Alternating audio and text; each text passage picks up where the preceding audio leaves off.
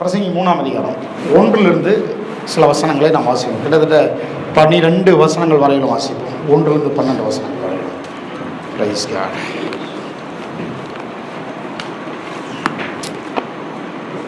Time கான்ஃபரன்ஸுக்கு part 1ல் கலந்து கொண்டவர்களுக்கு இந்த கண்டினியூவேஷன் நல்லா புரியும். ஒருவேளை இப்படி கலந்து கொள்ளாதவர்களாக இருந்தால் நாம் நம்முடைய ஆடியோலாம் நம்முடைய யூடியூப்பில் வரும், கேட்கலாம். முக்கியமான காரியங்களை நாம் பேசியிருக்கிறோம். 1ஆம் வசனத்திலிருந்து 12ஆம் 13 14 ஓகே 14 வரையிலும் வாசிப்போம். 14 வரையிலும் கடகடன் வாசிப்போம். பழைய ஏற்பாட்டில் 793வது பக்கம் வாசிப்போம். ஒவ்வொன்றுக்கும் ஒவ்வொரு காலம் உண்டு. வானத்தின் கீழ் இருக்கிற ஒவ்வொரு காரியத்துக்கும் ஒவ்வொரு சமயம் உண்டு. நட ஒரு காலம் உண்டு, நட்டதை பிடுங்க ஒரு காலம் உண்டு, கொல்ல ஒரு காலம் உண்டு, குணமாக்க ஒரு காலம் உண்டு, இடிக்க ஒரு காலம் உண்டு, கட்ட ஒரு காலம் உண்டு, நகைக்க ஒரு காலம் உண்டு, புலம்ப ஒரு காலம் உண்டு, நடனம் பண்ண ஒரு காலம் உண்டு, கற்களை எரிந்து விட ஒரு காலம் உண்டு, கற்களை சேர்க்க ஒரு காலம் உண்டு, தழுவ ஒரு காலம் உண்டு, தழுவாமல் இருக்க ஒரு காலம் உண்டு, தேட ஒரு காலம் உண்டு, இழக்க ஒரு காலம் உண்டு, காப்பாற்ற ஒரு காலம் உண்டு, எரிந்து விட ஒரு காலம் உண்டு, கிழிக்க ஒரு காலம் உண்டு, தைக்க ஒரு காலம் உண்டு, மௌனமாக இருக்க ஒரு காலம் உண்டு, பேச ஒரு காலம் உண்டு, சிநேகிக்க ஒரு காலம் உண்டு, பகைக்க ஒரு காலம் உண்டு, யுத்தம் பண்ண ஒரு காலம் உண்டு, சமாதானம் பண்ண ஒரு காலம் உண்டு. வருத்தப்பட்டு பிரயாசப்படுகிறவனுக்கு அதனால் என்ன பலன்? மனுபுத்திரர் பாடுபடும்படி தேவன் அவர்களுக்கு நியமித்த தொல்லையை கண்டேன். அவர் சகலத்தையும் அதனதன் காலத்திலே நேர்த்தியாக செய்திருக்கிறார். உலகத்தையும் அவர் உள்ளத்தில் வைத்திருக்கிறார். ஆதலால் தேவன் ஆதி முதல் அந்த மட்டும் செய்து வரும் கிரிய மனுஷன் கண்டுபிடியான். மகிழ்ச்சியாக இருப்பதும் உயிரோடு இருப்பதும் உயிரோடு இருக்க நன்மை செய்வதும் இல்லாமல் வேறொரு நன்மையும் மனுஷனுக்கு இல்லை என்று அறிந்தேன். அன்றையும் மனுஷர் யாவும் புசித்து குடித்து தங்கள் சகல பிரயாசத்தின் பலனையும் அனுபவிப்பது தேவனுடைய அனுக்கிரகம். தேவன் செய்வது எதுவோ அது என்றென்றைக்கும் நிற்கும் என்று அறிவேன். அதனோட ஒன்றையும் கூட்டவும் கூடாது, அதிலிருந்து ஒன்றையும் குறைக்கவும் கூடாது. மனுஷர் தமது சமூகத்தில் பயந்திருக்கும்படி தேவன் இப்படி செய்து விடுகிறார். நீண்ட வேத பகுதி இல்லையா? நீண்ட வேத பகுதி. இந்த டைம் கான்ஃபரன்ஸில் ஃபஸ்ட்டு கான்ஃபரன்ஸில் பார்ட் 1ல் சில காரியங்களை பார்த்தோம். ஒரு 5 நிமிஷத்தில் அதை சொல்லிவிட்டு அப்படியே இந்த வசனங்களை தான் இன்றைக்கு நான் உங்களுக்கு எக்ஸ்பிளைன் பண்ண போகிறேன். இது என்ன சொல்லியிருக்குன்றதை நாம் கவனிக்க போகிறோம். டைம் கான்ஃபரன்ஸில் ஃபஸ்ட்டு கான்ஃபரன்ஸில் என்னென்ன பேசுன்றது ஞாபகம் இருக்குதா? என்னென்ன பேசுன்றது ஞாபகம் இருக்குதா? ஒன்று, இந்த இதில் உட்காந்துருக்கணும். இப்படி வந்துட்டிங்கன்னா எனக்கு கொஞ்சம் நல்லா பார்வைக்கு நல்லா இருக்கும் ப்ளீஸ். ஒன்று, தேவன் சகலவற்றையும் காலங்களிடத்தில் ஒப்படைத்திருக்கிறார். தேவன் சகலவற்றையும் எங்கே ஒப்படைத்திருக்கிறார்? காலங்களிடத்தில் ஒப்படைத்திருக்கிறார். காலம் நம்மிடத்தில் கொடுக்கும்படியாகவே அது வருகிறது. நாம் ஒரு காலத்தை சந்திக்கும் போது அந்த காலத்தில் இருந்து நாம் எதையோ ஒன்றை பெற்றுக்கொள்ளும்படியாக நாம் வருகிறோம், அல்லது காலம் நம்மிடத்தில் வருகிறது. ஆமென், அல்லேலூயா. காலம் நம்மிடத்தில் டிமாண்ட் பண்ணுற ரொம்ப முக்கியமான காரியம் நம்முடைய அறிவு, ஞானம், பக்குவம், விவேகம், வளர்ச்சி அடையும்படியாக அதை டிமாண்ட் பண்ணுது. வேற ஒன்றையும் நம்மிடத்தில் எதிர்பார்ப்பதில்லை. ஏனென்று சொன்னால் அவர் சகலவற்றையும் அதனதன் காலத்தில் செய்து முடித்திருக்கிறார். ஆகவே இப்போ நாம் அதை கிளைம் பண்ணோம் அப்படின்னா, நாம் அதை சுதந்திரிக்கணும் என்றால் நம்மிடத்தில் எதிர்பார்ப்பது ஞானம். அதனால தான் எங்கெல்லாம் காலம்னு வருதோ அங்கெல்லாம் என்ன வார்த்தை சேர்ந்து வரும்? ஞானம்ன்றும் சேர்ந்து வரும்ன்றதை 2-3 வசனங்களை காமிச்சாங்க இல்லையா? அவர் சொல்றாரு சகலத்தையும் அதனதன் காலத்தில் மிக நேர்த்தியாக செய்திருக்கிறார்னு சொல்லும்போது அப்போஸ்தலன் பவுல் சொல்றாரு, ஆகவே நாட்கள் பொல்லாதவைகளானதால் காலத்தை பிரயோஜனமாக்கி கொள்ளுங்கள்னு சொல்லிட்டு அவர் சொல்றாரு, ஞானம் உள்ளவர்களைப் போல நடந்து கொள்ளுங்கள், ஞானமற்றவர்களைப் போல நடந்து கொள்ளாமல் ஞானம் உள்ளவர்களைப் போல நடந்து கொள்ளுங்கள்ன்றார். அப்போ காலமும் ஞானமும் அது சம்பந்தப்படுத்தியே பேசப்பட்டு வருது. ஆமென். அப்போ தேவன் நமக்காக கொடுத்து வைத்திருக்கிற சகலவற்றையும் சுதந்திரிப்பதற்கு நம்மிடத்தில் அவர் எதிர்பார்ப்பது ஞானம். சொல்ல ஞானம். நம்முடைய அறிவு வளர வேண்டும், நம்முடைய பக்குவம் வளர வேண்டும், நம்முடைய ஞானம் வளர வேண்டும். நாம் இந்த அறிவுபூர்வமாக கடவுளை அறிகிற அறிவு, மனுஷனுடைய வாழ்க்கை அறிகிற அறிவு, நம்முடைய சூழ்நிலைகளை, நம்முடைய சகலவற்றையும் அறிகிற அறிவில் வளரும் போது நாம் எல்லாவற்றையும் கிளைம் பண்ணுறோம். ஆமென். இதை நாம் அன்றைக்கு பார்த்தோம். அது மாத்திரம் இல்லை, நாம் ஒரு நித்தியத்திலிருந்து நாம் இந்த கோளுக்கு வந்திருக்கிறோம். இதுக்கு பேர் தான் காலம். காலம்னா என்னன்றதை பார்க்கும்போது ஒரு சில காரியங்களை பார்த்தோம். தேவன் நித்தியத்தில் இருக்கிறார், நம்மை ஒரு காலத்துக்கு உட்படுத்தி இருக்கிறார். அவர் காலங்களுக்கு அப்பாற்பட்டவராக இருக்கிறார், நம்மை ஒரு காலங்களுக்கு உட்படுத்தி இருக்கிறார். அப்போ காலங்களுக்கு உட்படுத்தி இருக்கிறார்னு சொல்லும் பொழுது அவர் ஆரம்பமும் முடிவுமாக இருக்கிறார், நம்மை ஒரு காலத்திற்குள்ள வைத்திருக்கிறார், சகலவற்றையும் அறிந்திருக்கிறார். ஆகவேதான் நாம் அவருடைய வார்த்தையின்படி செய்வது அவசியமா இருக்குது. ஏன்னு சொன்னா அவருக்கு எல்லாமே தெரியும், அவருக்கு எல்லாமே தெரியும், அவருக்கு நேற்றைக்கும் தெரியும், நாளைக்கும் என்னன்றது தெரியும். அதனாலதான் அவருடைய வார்த்தையின்படி நாம் செய்வது மிக அவசியமா இருக்குது. ஏன்னு சொன்னா அவர் நம்மளை கரெக்டா கைட் பண்ண விரும்புகிறார். சரியா அவருடைய வார்த்தையின்படி செய்யும் பொழுது நாம் வசனம் சொல்லுதில்லை, யோசுவா 1:8 சொல்லுதில்லை, இந்த நியாயப்பிரமாண புத்தகத்தின்படி செய்ய கவனமாக இருந்தால் அப்பொழுது உன் வழியை வாய்க்க பண்ணுவாய், அப்பொழுது புத்திமானாய் நடந்து கொள்வாய். ஏன்னு சொன்னா அவருக்கு எல்லாம் தெரியும். அவர் காலங்களுக்கு அப்பாற்பட்டவராக இருக்கிறார். நித்தியத்திலிருந்து ஒரு காலத்திற்குள்ளே நம்மை கொண்டு வந்து அவர் சகலவற்றையும் நேர்த்தியாக நடத்தி கொண்டு வருகிறார். இதெல்லாம் நாம் பார்த்தோம். இன்னும் வாழ்க்கையை சம்மந்தப்படுத்தி காலங்களை பார்த்தோம், நிறைய காரியங்களை பார்த்தோம். சரி, ஓகே. பிரசங்கி 3ஆம் அதிகாரத்துக்கிட்ட வருவோம். நிறைய காரியங்களை எக்ஸ்பிளைன் பண்ணணும். இந்த பார்ட் 2க்கு வரும்போது இதுல ஒரு காரியத்தை நாம் எக்ஸ்பிளைன் பண்ணி அப்படி பார்க்க போறோம். இந்த வசனங்கள் ஒரு வார்த்தை அடிக்கடி வருது. என்ன வார்த்தை? காலம், காலம், காலம், காலம். நோட் பண்ணீங்களா? எத்தனை முறை வந்திருக்குன்னு பாத்தீங்களா? காலம் உண்டுன்ற வார்த்தை எத்தனை முறை வந்திருக்குதுன்னு பாத்தீங்களா? வாஸ்து பாத்தீங்கன்னா எல்லாத்துலயும் நம்ம வாஸ்த 14 வசனத்துலயும் என்ன வந்திருக்குது? 14 வசனம் வரையிலுமே காலம், காலம், காலம், காலம்னு கிட்டத்தட்ட ஒரு வசனத்துக்கு 2 முறை வருது. 2 முறையோ 3 முறை வருதா? காலம் உண்டு, காலம் உண்டு, காலம் உண்டு, 4 முறை வருது ஒரு வசனத்துல. அப்போ அந்த வசனம் காலம் உண்டுன்ற வசனம் மட்டும் கிட்டத்தட்ட 8 வசனம் வருது. 8 வசனத்துல 4 32 முறை அதுலயே வருது. 8 வசனத்துக்குள்ள காலம் உண்டுன்ற வார்த்தை 32 வரை வருது. அப்படின்னா பாருங்க, இறையல் படிக்கும்போது ஒரு காரியத்தை சொல்லிக் கொடுப்பாங்க. ஒரு வார்த்தை 2 முறைக்கு மேல வந்தாலே அந்த வார்த்தையை ரொம்ப சீரியஸா கவனிக்கணும். அதுதான் திறவுகோள் வசனம்னு சொல்லுவாங்க. அப்ப காலம் உண்டுன்னா காலம் தான் திறவுகோள் வசனம். அப்ப இது என்னத்தை சொல்ல வருதுன்றதை நான் புரிந்து கொள்ள வேண்டும். பாருங்க, இன்னைக்கு ஒரு பெரிய கண் திறப்பா இருக்கும். ஏன்னு சொன்னா இவ்வளவு நாள் இந்த வசனத்தை நீங்க பார்த்ததுக்கும் இப்ப இன்னைக்கு இந்த வசனம் எப்படின்றத பார்க்கறதுக்கும் புரிந்து கொள்வதற்கும் ஒரு பெரிய ஒரு வித்தியாசம் இருக்கும். பாருங்க, it's a very very important title. உங்கள் காலத்திலே நோக்கத்தின் நிறைவேறுதலும் தேவரகமான வெற்றியின் வெளிப்பாடும். நம்முடைய காலத்திலே இந்த நோக்கம் நிறைவேறுவது என்பது எவ்வளவு தேவனுக்கு மிக முக்கியம் என்பதை நாம் இதில் பார்க்க போறோம். பேசிக்கா 3 அடிப்படை அறிவு. ஒன்று, இந்த ஃபர்ஸ்ட் வசனத்தை வாசித்து பாருங்க. 3ஆம் அதிகாரம் ஃபர்ஸ்ட் வசனம். ஒவ்வொன்றுக்கும் ஒவ்வொரு காலம் உண்டு, வானத்தின் கீழ் இருக்கிற ஒவ்வொரு காரியத்துக்கும் ஒவ்வொரு சமயம் உண்டு. தாசனம் என்ன சொல்லுது?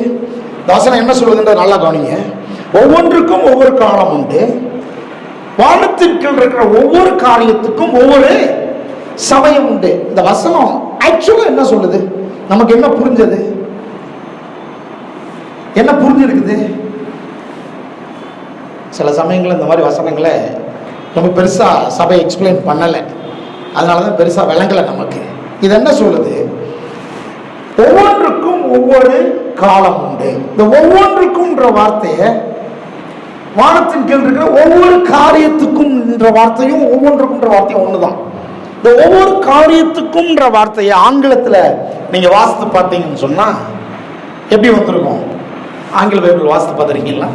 வாசித்து பார்த்தீங்கன்னா எவ்ரி பர்பஸ்ன்னு வந்திருக்கும். ஒவ்வொரு காரியம்ன்ற வார்த்தை எப்படி வந்திருக்கும்? ஒவ்வொரு நோக்கம் அப்படின்னு வந்திருக்கும். இந்த வார்த்தையை காரியம்ன்ற வார்த்தை அண்டர்லைன் பண்ணீங்க, அது நோக்கம் வந்திருக்கும். சரி, ஒவ்வொரு நோக்கத்திற்கும் ஒவ்வொரு காலம் உண்டு, அப்படிதான் அர்த்தம். அப்படின்னா ஒரு காலத்திற்குள் ஒரு நோக்கம் நிறைவேற வேண்டும் என்று கடவுள் எதிர்பார்க்கிறார். எத்தனை பேர் ஆமென் சொல்றீங்க? ஒரு காலத்திற்குள் ஒரு நோக்கம் நிறைவேற வேண்டும் என்று எதிர்பார்க்கிறார். சரி, ஒவ்வொன்றுக்கும் ஒவ்வொரு காலம் உண்டு. வானத்தின் கீழ் இருக்கிற ஒவ்வொரு காரியத்துக்கும் ஒவ்வொரு சமயம் உண்டு. இந்த சமயம்ன்ற வார்த்தையை பார்த்தீங்கன்னா ஆங்கிலத்தில் சீசன்ஸ் வந்திருக்கும். எப்படி வந்திருக்கு? சீசன்ஸ். எல்லாம் சொல்லுங்க சமயம், சொல்லுங்க சமயம். சரி, அப்போ ஒவ்வொரு நோக்கமும் ஒரு காலத்தில் நிறைவேற வேண்டும் என்று அவர் எதிர்பார்க்கிறார். அந்த காலத்தில் அந்த நோக்கம் நிறைவேறும்படியாக தேவன் சீசன்ஸ் செட் பண்ணியிருக்கிறார். இந்த முதல் வசனம் இப்படிதான் சொல்லுது, சகலவற்றுக்கும் ஒரு நோக்கம் உண்டு, அந்த நோக்கம் ஒரு காலத்திற்குள்ள நிறைவேற வேண்டும். அந்த நோக்கம் அந்த காலத்திற்குள்ள நிறைவேற வேண்டும் என்று சொன்னால் அதற்கு சமயம் வேண்டும். சமயம்னா என்ன அர்த்தம்? சீசன்ஸ். அதற்கான பருவங்களை தேவன் செட் பண்ணி வைத்திருக்கிறார். இந்த வசனம் இப்படிதான் சொல்லுது. நல்லா கவனிங்க, 3 காரியங்களை பார்ப்போம். ஒன்று, தேவன் தன்னுடைய எந்த ஒரு படைப்பையும் அழகுக்காக படைக்கவில்லை, பொழுதுபோக்கிற்காக படைக்கவில்லை, அதற்கென்றே உரிய நோக்கத்திற்காகவே தேவன் படைத்திருக்கிறார். எத்தனை பேர் ஆமென் சொல்றீங்க? எல்லாம் நோக்கத்திற்காக படைத்திருக்கிறார். அது அங்க சொல்லப்பட்டிருக்குது. ஒவ்வொரு காரியமும் ஒவ்வொன்றும் ஒரு நோக்கத்திற்காக படைக்கப்பட்டிருக்கிறது. எல்லாம் சொல்லுங்க, நோக்கத்திற்காக படைக்கப்பட்டிருக்கிறது. அப்படின்னா என்ன அர்த்தம்? நோக்கத்திற்காக படைக்கப்பட்டிருக்கிறதுனா எதுக்காக படைக்கப்படல? பொழுதுபோக்கிற்காக படைக்கப்படல, அழகுக்காக படைக்கப்படல. எத்தனை பேர் ஆமென் சொல்றீங்க? அழகுக்காக படைக்கப்படல. ஒருவேளை அழகா இருக்கலாம், ஒருவேளை அழகா இருக்கலாம், ஆனா அழகுக்காகவே அது வடிவமைக்கப்பட்டது அல்ல. எத்தனை பேர் ஆமென் சொல்றீங்க? ஆமென். ஒருவேளை நோக்கத்திற்காக மட்டுமே படைக்கப்பட்டது, ஒருவேளை அது பொழுதுபோக்காக உங்களுடைய பொழுதுபோக்கா இருக்கலாம், ஆனால் அது பொழுதுபோக்கிற்காக படைக்கப்படவில்லை. எத்தனை பேர் ஆமென் சொல்றீங்க? அல்லேலூயா. புரியுதா? நோக்கத்திற்காகவே படைக்கப்பட்டிருக்கிறது. அது எதுக்காக படைக்கப்படல? அழகுக்காக படைக்கப்படல, பொழுதுபோக்கிற்காகவும் படைக்கப்படவில்லை. ஆமென். தேவன் சகலவற்றையும் அந்த காலத்திற்குள்ளே நோக்கத்தின் நிறைவேறுதலுக்காகவே வைத்திருக்கிறார். ஆமென். சொல்லுங்க, நோக்கத்தை நிறைவேறுதலுக்காக வைத்திருக்கிறார். கையை வைத்து சொல்லுங்க, நான் ஒரு நோக்கத்தை நிறைவேறுதலுக்காக இருக்கிறேன், பொழுதுபோக்கிற்காக அல்ல, அழகுக்காக அல்ல. அதனாலதான் சில சமயங்கள்ல நாம் அழகா இல்லை, மற்றவங்களை பார்க்கும்போது நாம் அழகா தெரியல, ஆனா நாம இருக்கிறோம். அப்படின்னா என்ன அர்த்தம்? நாம என்ன நினைக்கிறோம்? அழகுக்காக தான் படைச்சிருக்காருன்னு சொன்னா அப்ப நான் ஏன் அழகா இல்லை? நாம அழகா இல்லைன்னு சொல்றத மறுக்கிறோம். ஆமாவா இல்லையா? நான் அழகா இருக்கிறேன்றத ஏற்றுக்கொள்றோம். காக்கைக்கு தன் குஞ்சு பொன் குஞ்சு தான், அதனால அதை ஏத்துக்குது, என்னுடைய குட்டி, அதனால நான் ஏற்றுக்கொள்றேன்னு. ஆனா உண்மையாவே அழகா இருக்கிறீங்களா? அழகா தான் இருக்கிறேன், அதுல எந்த பிரச்சனையும் இல்லை. அதையும் தாண்டி நம்முடைய அழகை கூட்டுவது வாழ்க்கையினுடைய நோக்கம். எத்தனை பேர் ஆமென் சொல்றீங்க? அல்லேலூயா. அதனாலதான் இப்படி கவனிச்சு பாருங்க, நான் அழகா இல்லை ஆனா நான் இங்க இருக்கிறேன் அப்படின்னா எதுக்காக இருக்கிறேன்ற கொஸ்டின் வருது. ஆமென். அழகா இல்லைன்னாலும் நான் இருக்கிறேனே, அழகா இருக்கிறவர்களோடு சேர்ந்து நானும் இருக்கிறேன்னு சொன்னா, அழகா இருக்கிறவர்களுக்கு நான் பொழுதுபோக்கிற்காக நான் இல்லை, நான் அழகுக்காகவும் இல்லை, நான் எதுக்காக இருக்கிறேன்? ஒரு பெரிய நோக்கத்திற்காக இங்கே வைக்கப்பட்டிருக்கிறேன். கைத்தட்டி ஒரு ஆமென் சொல்லுங்க. ஆமென். அல்லேலூயா. ஒரு பெரிய நோக்கத்திற்காக நான் இங்கே வைக்கப்பட்டிருக்கிறேன், பொழுதுபோக்கிற்காக இல்ல, நான் ஒரு பெரிய நோக்கத்திற்காக வைக்கப்பட்டிருக்கிறேன். ஆமென். நீங்கள் ஒரு காலத்திற்குள் இருக்கும்படிக்கு வைக்கப்பட்டிருக்கலாம், ஆனால் நீங்கள் இங்கே பொழுதுபோக்கிற்காக மட்டும் இல்லை. ஆமென். அழகுக்காக இல்லை, பொழுதுபோக்கிற்காகவும் இல்லை. சத்தமா சொல்லுங்க, அழகுக்காக கிடையாது, பொழுதுபோக்கிற்காக கிடையாது. அதனாலதான் நீங்கள் உங்களை ஏற்றுக்கொள்ள வேண்டும். ஏன்னு சொன்னால், நீங்கள் உங்களை ஏற்றுக்கொள்வது என்பது அழகுக்காக அல்ல, நீங்கள் உங்களை ஏற்றுக்கொள்வது என்பது டைம் பாஸ்க்காக அல்ல, நீங்கள் உங்களை ஏற்றுக்கொள்வது என்பது உங்களை சிருஷ்டிகராகிய அவர் பிறப்பித்த நோக்கத்திற்காக நீங்கள் உங்களை ஏற்றுக்கொள்ள வேண்டும். எத்தனை பேர் ஆமென் சொல்றீங்க? ஆமென். நீங்கள் எப்படி உண்டாக்கப்பட்டிருக்கிறீர்கள் என்பது மிக துல்லியமாய் நீங்கள் என்ன செய்யும்படிக்கு அப்படி இருக்கிறீர்கள் என்கிற மாபெரும் சிருஷ்டிகருடைய நோக்கத்தின் நிறைவேறுதலை மட்டுமே நிர்பந்திக்கிறது. எத்தனை பேர் ஆமென் சொல்றீங்க? நீங்கள் எப்படி உருவாக்கப்பட்டிருக்கிறீர்கள், ஒருவேளை ஆணாவோ பெண்ணாவோ, கருப்பாகவோ வெள்ளையாவோ, குள்ளமாகவோ ஹைட்டாகவோ, that's not problem, that's no problem. அது இல்ல பிரச்சனை. நீங்கள் எப்படி சிருஷ்டிக்கப்பட்டிருக்கிறீர்கள் என்பது இட்ஸ் வெரி வெரி இம்பார்ட்டன்ட். நீங்கள் எப்படி சிருஷ்டிக்கப்பட்டிருக்கிறீர்கள், யாருடைய குடும்பத்தில் சிருஷ்டிக்கப்பட்டிருக்கிறீர்கள், எந்த இடத்துல வைக்கப்பட்டிருக்கிறீர்கள், யாரா இருக்கிறீர்கள் என்பது எதை நிர்பந்திக்கிறது, டிமாண்ட் பண்ணுதுன்னா உங்களுடைய பர்பஸ் அவ்வளவு பெருசுன்றதை டிமாண்ட் பண்ணுது. சொல்ல மாட்டேன்றீங்க, புரியுதா இல்லையா? ஆமே, அவ்வளவு பெருசு உங்களுடைய வாழ்க்கை நோக்கம். நீங்க நினைக்கலாம் ஒருவேளை என்னையே ஆண்டவர் இப்படி குள்ளமா படிச்சாரு, நீங்க நினைக்கலாம் ஒருவேளை என்னையே ஆண்டவர் இவ்வளவு ஹைட்டா படிச்சாரு, நீங்க நினைக்கலாம் என்னையே ஆண்டவர் ஆணா படிச்சாரு, என்னையே பெண்ணா படிச்சாரு. நீங்க ஒருவேளை நீங்க அப்படி யோசிக்கலாம். நான் சொல்றேன், நீங்கள் படைக்கப்பட்ட விதத்தை நீங்கள் ஏற்றுக்கொள்ள வேண்டும். ஏன்னு சொன்னா, எதற்காக? நான் பொழுதுபோக்குக்காகவும் இல்லை, அழகுக்காகவும் இல்லை, என்னால அழகாகவும் இருக்க முடியல, பொழுதுபோக்கவும் முடியல. ஆனா நான் இருக்கிறேன்னா என் வாழ்க்கை குறித்த நோக்கம் மிகப்பெரியதா இருக்கிறது. நான் இப்படி இருப்பது, நான் இப்படி இருக்கிறதின் மூலமாக எதையோ ஒன்றை செய்ய வேண்டும் என்று அவர் எதிர்பார்க்கிறார். என் காலத்திற்குள்ள ஏதோ சில காரியங்களை நிறைவேற்றி முடிக்க வேண்டும் என்று அவர் எதிர்பார்க்கிறார். எத்தனை பேர் ஆமென் சொல்றீங்க? சொல்லுங்க நோக்கம். தலைகை சொல்லுங்க நோக்கம். உங்க பேர் இனிமே என்னது? ஜேம்ஸ் இல்ல, நோக்கம். உங்க பேர் இனிமே என்னது? முத்துக்குமார் இல்ல, நோக்கம். சொல்லுங்க, நான் ஒரு பெரிய நோக்கம். சத்தமா சொல்லுங்க, நான் ஒரு பெரிய நோக்கம். சொல்லுங்க, நான் ஒரு பெரிய நோக்கம். சத்தமா சொல்ல மாட்டேன். நான் ஒரு பெரிய நோக்கம். நீங்க இன்னும் இன்வால்வ் ஆகலை, அதனால தான் கொஞ்சம் இன்வால்வ் பண்றேன் உங்களை. இன்னும் இன்வால்வ் ஆகலை நீங்க. நான் ஒரு பெரிய நோக்கம். ஆமென். எத்தனை பேர் இருக்கிறீங்க? ஆமென். சரி, ஃபர்ஸ்ட் இந்த வசனம் சொல்றது ஒவ்வொன்றுக்கும், ஒவ்வொரு காரியத்துக்கும் ஒவ்வொரு பர்பஸ். அப்படிதான் ஸ்டார்ட் ஆகுது. ஒரு காரியம் என்பது ஒரு பர்பஸ். என்னுடைய வாழ்க்கையின் துவக்கம் என்பது ஒரு பர்பஸ். என்னுடைய சகலமும் ஒரு பர்பஸ்.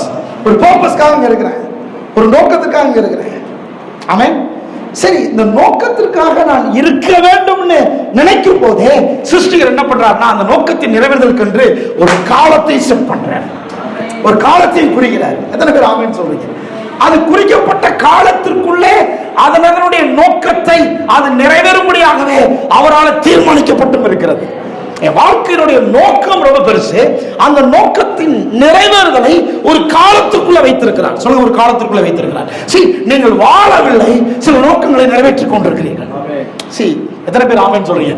நீங்கள் வாழ்ந்து கொண்டிருக்கிற போதே நீங்கள் ஏதோ பொழுதுபோக்கவில்லை, நீங்கள் ஏதோ மூச்சு விட்டுக்கிட்டு இல்ல, ஏதோ நீங்க சாப்பிட்டுக்கிட்டு இல்ல, நீங்க ஏதோ சாப்பாடு போட்டுக்கிட்டு இல்ல, ஏதோ நீங்க கோயில வந்து உட்கார்ந்துகிட்டு இல்ல, ஏதோ சில காரியங்களை கேட்டுக்கிட்டு இல்ல, ஏதோ சில வேலைகளை செஞ்சுக்கிட்டு இல்ல, யாரோ சில பார்க்கும்படி நீங்க நடந்துகிட்டு இல்ல. எல்லாவற்றையும் தேவன் நோக்கத்தின் நிறைவேறுதலாகவே செய்து முடிக்கிறார். ஓ லார்ட், எத்தனை பேர் ஆமென் சொல்றீங்க? எனக்கு வேற மாதிரி புரியுது. ஏன்னா நான் இப்படி பேசுவதே உங்களுடைய வாழ்க்கையினுடைய நோக்கத்தை நிறைவேறுதலுக்காக. நீங்க இப்படி உட்கார்ந்துகிட்டு இருக்கிறதே உங்கள் வாழ்க்கை நோக்கத்தை நிறைவேறுதலுக்காக. நீங்க சிலரை பார்த்துக்கிட்டு இருக்கிறதே உங்கள் வாழ்க்கை நோக்கத்தை நிறைவேறுதலுக்காக. எத்தனை பேர் ஆமென் சொல்றீங்க? ஆமென். See, without purpose நீங்கள் இங்க இருக்கவே முடியாது. நீங்க என்ன சொல்றீங்க? நான் என்ன சொல்றோம்? நம்ம எல்லாம் என்ன சொல்றோம்? மூச்சு இருக்கிறதுனால நான் இருக்கிறேன். இல்லங்க, நோக்கம் இருக்கிறதுனால நீங்க இருக்கிறீங்க. ஓ லார்ட், எத்தனை பேர் ஆமென் சொல்றீங்க? ஆமென். நான் மூச்சு இருக்கிறதுனால இல்ல, வயசு இருக்கிறதுனால இல்ல, அல்லது ஏதோ சில காரியங்களால இங்க இல்ல. நான் இங்கே இருப்பது என்னுடைய வாழ்க்கையின் நோக்கத்தின் நிறைவேறுதலுக்காக இங்க இருக்கிறேன். அல்லேலூயா. சோ அந்த நோக்கத்தின் நிறைவேறுதலை காலத்திற்குள்ள செட் பண்ணி இருக்கிறார் சிருஷ்டிகர். அதை காலத்திற்குள்ளே முன்குறித்து அவரால் தீர்மானிக்கப்பட்டும் இருக்கிறது. அப்போ என்னுடைய வாழ்க்கையினுடைய நோக்கம் நான் பிறக்கும் போதே ஆரம்பிக்கிறது. என்னுடைய வாழ்க்கையினுடைய நோக்கத்தை நிறைவேறுதல், என்னுடைய வாழ்க்கை முடியும் போது அந்த நிறைவேறுதலை கர்த்தர் முடிக்கிறார். இது ஏற்கனவே தீர்மானிக்கப்பட்டிருக்கிறது. எத்தனை பேர் ஆமென் சொல்றீங்க? மூணாவது, இந்த குறிப்பிட்ட காலத்திற்குள்ளே நோக்கம் நிறைவேறும்படியாக தேவன் பருவங்களை செட் பண்ணியிருக்கிறார். சீசன்ஸ். சொல்லுங்க, சீசன்ஸ். பருவங்களை தேவன் செட் பண்ணியிருக்கிறார். சொல்லுங்க, பருவங்கள். சத்தமா சொல்லுங்க, பருவங்களை தேவன் செட் பண்ணியிருக்கிறார். எல்லா சிருஷ்டிப்புக்கும் தேவன் பருவங்களை செட் பண்ணி வைத்திருக்கிறார். ஆமென். அதனாலதான் தேவன் செட் பண்ணி வச்ச சில காரியங்களை உங்களால் என்னால வெளியே கொண்டு வர முடியாது. அது ஆட்டோமேட்டிக். சொல்லுங்க, ஆட்டோமேட்டிக். சொல்லுங்க, ஆட்டோமேட்டிக். நீங்க நினைக்கிறீங்களா மூச்சு விடுறதுனால வாழ்றோன்னு? இல்லை. தேவன் சூரியன் சந்திரன் கொண்டு வரலைன்னா நான் மூச்சு விட்டு என்ன பிரயோஜனம்? ஆமென். தேவன் சகலவற்றையும் சிஸ்டமேட்டிக்கா செட் பண்ணி நாம் இந்த பூமியிலே சில காரியங்களை நிறைவேற்ற வேண்டும் என்று எதிர்பார்த்து கொண்டிருக்கிறார். சில நிறைவேறுதலுக்காக நிறைவேறுதலை கொண்டு வருவதற்காக நீங்கள் நான் இந்த பூமியில் இருக்கோம். ஆகவேதான் தேவன் பருவங்களை செட் பண்ணி வச்ச சீசன்ஸை செட் பண்ணி வைத்திருக்கிறார். இந்த ஒரே வார்த்தையில் சொல்ல போனா அந்த 3 காரியத்தையும், நோக்கம் என்பது குறிப்பிட்ட காலத்திற்குள்ளே அந்த நோக்கத்தின் நிறைவேறுதல். ஆமென். அதனால் உண்டாகிற மெய்யான வெற்றி. எத்தனை பேர் ஆமென் சொல்றீங்க? நோக்கம் என்பது உங்களை குறித்த தேவனுடைய சித்தத்தின் அடிப்படையிலானது. ஆமென். அதைத்தான் நாம் தேவனுடைய சித்தம்னு சொல்றோம். நம்முடைய வாழ்க்கையினுடைய நோக்கம் தான் கடவுளுடைய சித்தம். எத்தனை பேர் ஆமென் சொல்றீங்க? ஹல்லேலூயா. அவருடைய சித்தம் நிறைவேற வேண்டும்னா என்ன அர்த்தம்? நான் பிறப்பிக்கப்பட்ட அவருடைய நோக்கம் நிறைவேற வேண்டும் அர்த்தம். எத்தனை பேர் ஆமென் சொல்றீங்க? ஆமென். செகண்ட், காலம்னு சொல்லும்போது we are the responsible for that. அதாவது நம்முடைய உத்தரவாதத்துக்குட்பட்ட காலம், அந்த உத்தரவாதத்தில் கடவுளுடைய நோக்கம் நிறைவேறுவது. ஆமென். ஹல்லேலூயா. நம்முடைய உத்தரவாதம், நம்முடைய காலம், நம்முடைய உத்தரவாதம், தேவனுடைய சித்தம், தேவனுடைய நோக்கம் இப்பொழுது நம்முடைய கைகளில் கொடுக்கப்பட்டிருக்கிற காலத்திற்குள் அது அடக்கி வைக்கப்பட்டிருக்கிறது. இப்பொழுது என்னுடைய காலத்திற்கு நான் உத்தரவாதியாக இருக்கிறேன். ஆகவே அவருடைய நோக்கத்திற்கும் நான் உத்தரவாதியாக இருக்கிறேன். சொல்லுங்க ஹல்லேலூயா. இன்னொரு வார்த்தையில் சொல்ல போனா வெற்றி, மகிழ்ச்சி என்பது தேவனும் நானும் இணைந்து ஒரு குறிப்பிட்ட நோக்கத்திற்கென்று அதை நிறைவேற்றுகிறதுனால் உண்டாகிற பலன் தான் வெற்றி, மகிழ்ச்சி. ஹல்லேலூயா. வெற்றியும் மகிழ்ச்சியும் என்பது என்னது? நான் வீட்டை வாங்கிட்டேன், காரை வாங்கிட்டேன், நான் வந்து பில்டிங் வாங்கிட்டேன், அல்லது அதை பண்ணிட்டேன், இதை பண்ணிட்டேன், இதெல்லாம் வெற்றி. வெற்றி என்பது என்னுடைய வாழ்க்கை நோக்கத்தை நிறைவேறுதலுக்காக நானும் என் தேவனும் இணைந்து கொள்வது. எத்தனை பேர் ஆமென் சொல்றீங்க? ஹல்லேலூயா. அந்த பிறப்பிக்கப்பட்ட நோக்கத்தை நிறைவேற்றும்படியாக நானும் தேவனும் இணைந்து கொள்வது. சொல்லுங்க, நானும் தேவனும் இணைந்து கொள்வது. சத்தமா சொல்லுங்க, நானும் தேவனும் இணைந்து கொள்வது. ஹல்லேலூயா. நானும் தேவனும் இணைந்து என்னுடைய வாழ்க்கை நோக்கத்தை நிறைவேற்ற போகிறோம். ஹல்லேலூயா. என்னுடைய வாழ்க்கை நோக்கத்தை நிறைவேற்றும்படியாக நானும் தேவனும் இணைந்து இருக்கிறோம். எத்தனை பேர் ஆமென் சொல்றீங்க? ஹல்லேலூயா. அவர் என்னை ஒரு காலத்திற்குள் வைத்திருக்கிறார். தேவனுடைய காலத்தோடு இணைந்து இருக்கிறார்.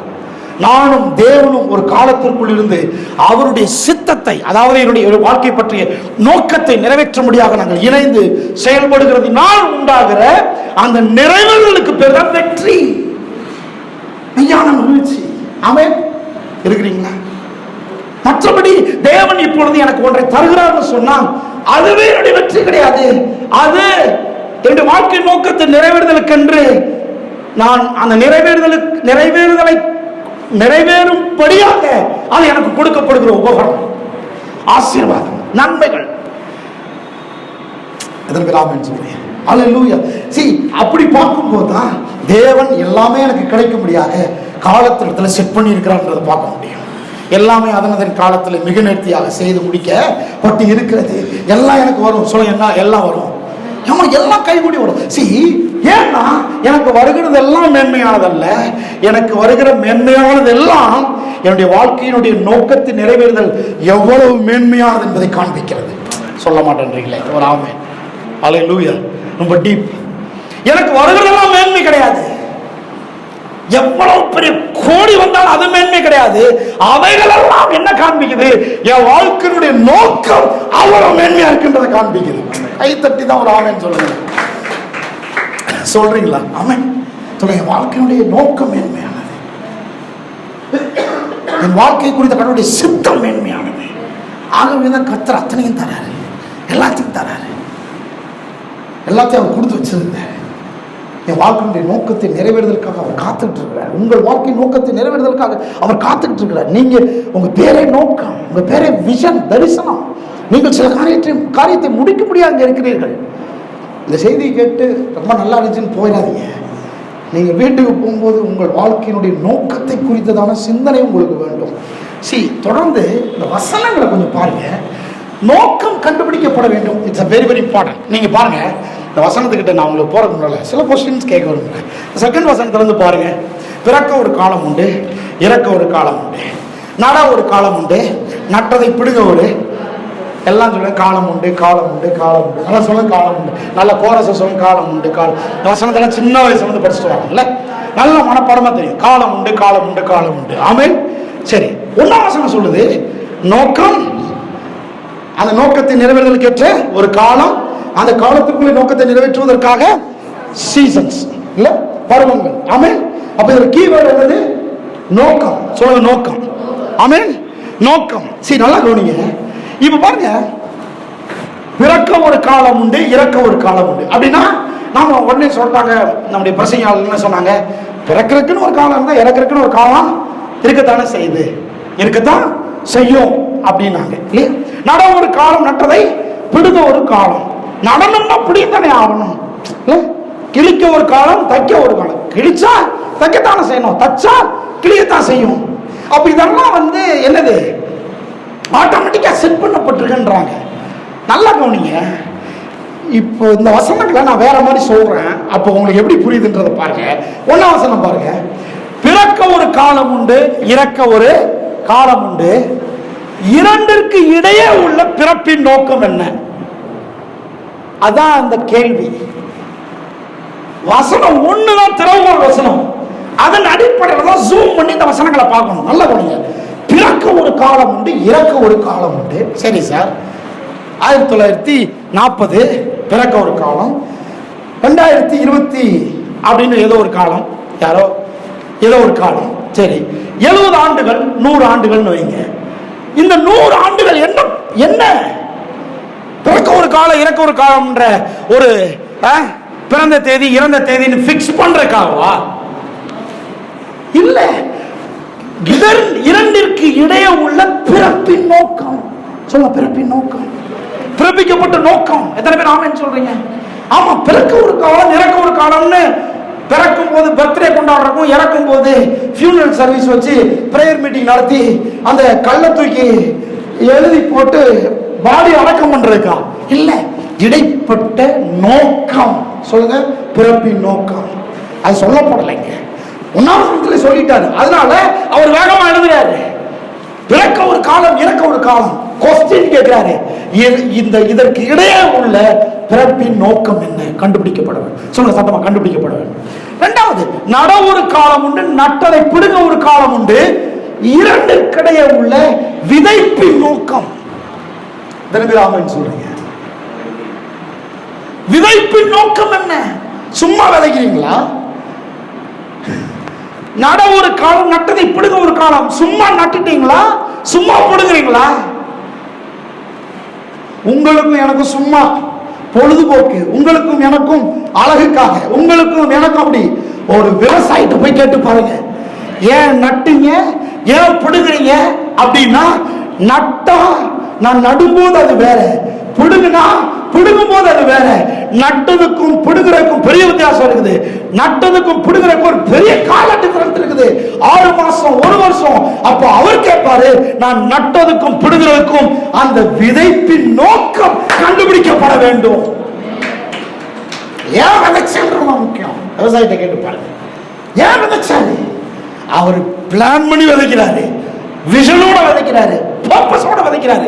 10 மூட்டை நெல் விதைச்சா 100 மூட்டை நெல் அறுக்கணும்ன்ற ஒரு பெரிய நோக்கம் உள்ளே அடங்கி இருக்கிறது. இந்த கேள்விகள்லாம் பிறக்க ஒரு காலம், இறக்க ஒரு காலம்னு என்ன சொல்ற, ஒரு ஸ்டேட்மெண்ட் கொடுக்கறதுக்காக இல்லை, பிலாசபிக்காக இல்லை, தத்துவம் கிடையாது. இது இடைப்பட்ட நோக்கம் கண்டுபிடிக்கப்பட வேண்டும். இருக்கிறீங்களா இல்லையா? கொல்ல ஒரு காலம் உண்டு, குணமாக்க ஒரு காலம் உண்டு, இரண்டிற்கிடையே உள்ள வாழ்வின் நோக்கம் என்ன? கொல்லுவதற்கும் குணமாக்குவதற்கும் இடையே உள்ள வாழ்க்கையினுடைய நோக்கம் என்ன? 4th, இடிக்க ஒரு காலம் உண்டு, கட்ட ஒரு காலம் உண்டு, இரண்டிற்கிடையே உள்ள முதலீட்டின் நோக்கம் என்ன?